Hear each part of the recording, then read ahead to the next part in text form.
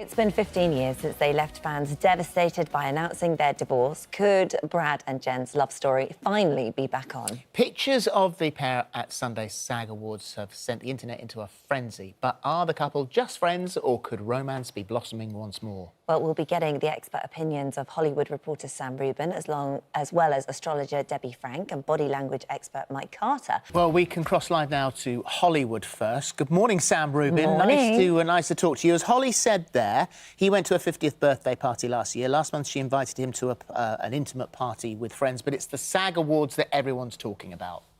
Indeed, it is. Good morning to the two of you. I was there at the SAG Awards, specifically in this backstage area where much of this happened. Let's start on stage, however.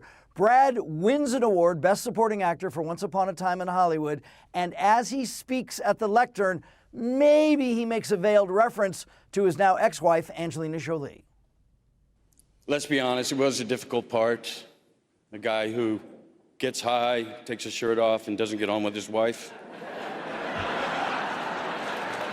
It's a big stretch.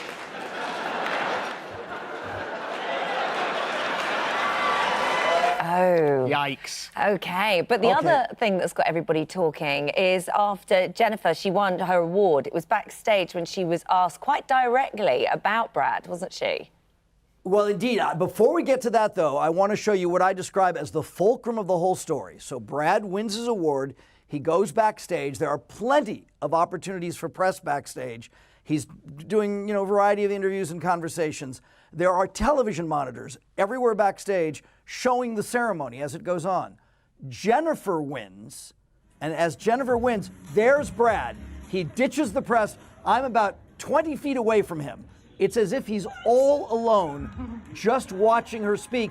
He watches the whole thing, and away from the shot, there are members of the press watching him, taking pictures, shooting videos.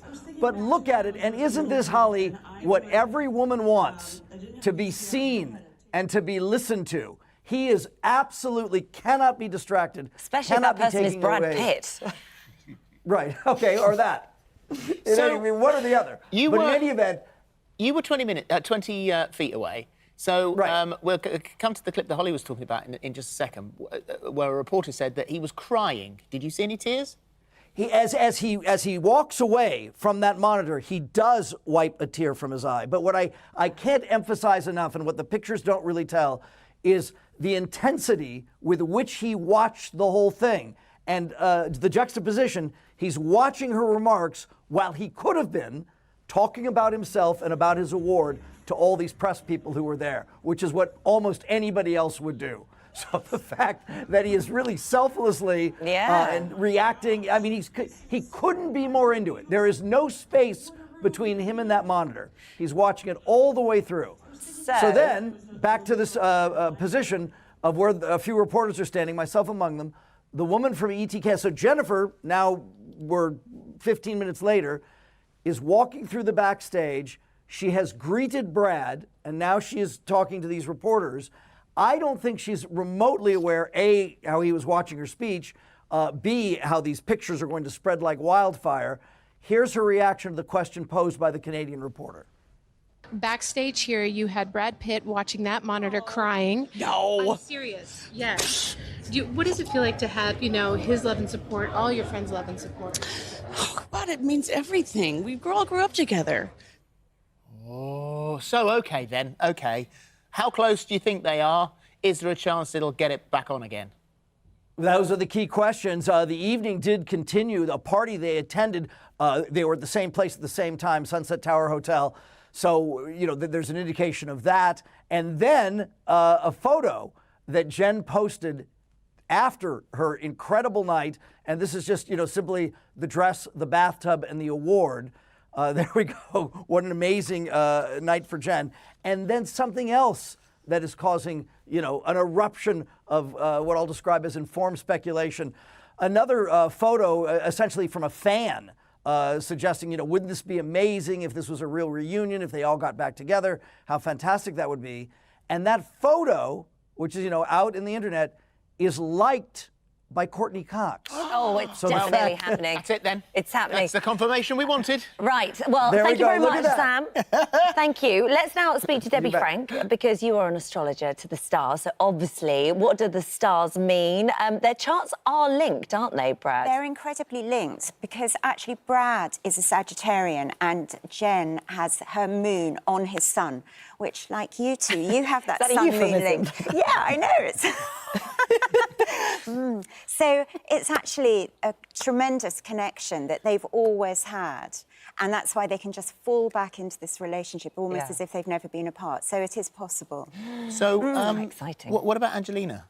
Yeah, well, she's the opposite. She is But they attract, Gemini. don't they? Opposites do attract, you're absolutely right, Phil, but the thing is, they also repel. So what attracts you in the first place, in the end, becomes something that's so different from you can't stand it. So it's a bit of a volatile, slightly dodgier connection, really, that can break. You say you see a year of transformation for him. Yes, he's got this incredible aspect in his chart, which only happens once every 248 years, Pluto coming to his Capricorn planets. And so he's really in this place where he could get his whole life together in a different way and really make a major transformation, deal with all his demons and come through, you know, as... Which he has dealt with. Yes, yes. Yeah. All right, well, let's talk about the chemistry there, because Sam was saying when you were in the room, you could see it. I mean, you're the body language expert, Mike, so what did you see when you were watching that footage of Brad? There's very strong body language connection. There's a lot of chemistry there. The Yeah. interesting thing about eye contact is that when you're speaking, you can break eye contact all the time. I'm doing it now as I'm speaking to you. That's fine. But when you're listening and you want to show genuine interest, then you engage in eye contact all the time. And what's interesting about this particular situation, it's a screen he's looking at, so he's not getting any response from that. And yet he's but still he's so focused. absolutely bang on it. So what Yeah. about sexual attraction? Because she said, you know, we've been friends, we grew up together. Could it be that, or is there a more sexual element to that? There are other signs from the photos that I've had a look at that the sexual attraction is strong. From both Yeah. sides? Yeah, I think so. And it's not a residual. No, it's not, because, I mean, a lot of couples sort of, you know, separate and remain good friends. And there's a difference between the body language of good friends and the body language of people who have... So what's the a telltale sexual- sign here, then?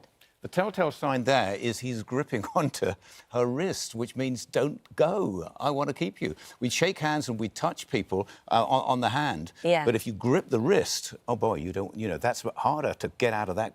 You really grip, don't want to go. isn't it? Yeah. And as for her there, I mean, Yeah. she looks like she's running away. So how is she showing? No, I signs?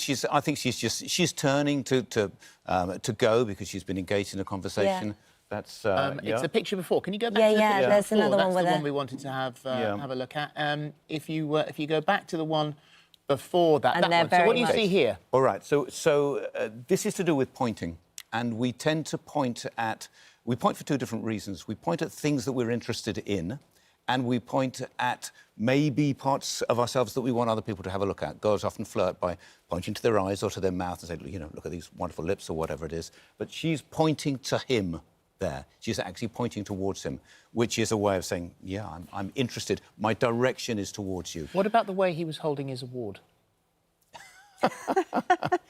It's a bit phallic, I think. Look at the way he's holding it, and absolutely direct. Just it's pointing right at her. Yeah. Oh, my gosh. Look at that. Nothing saggy about his sag, is there?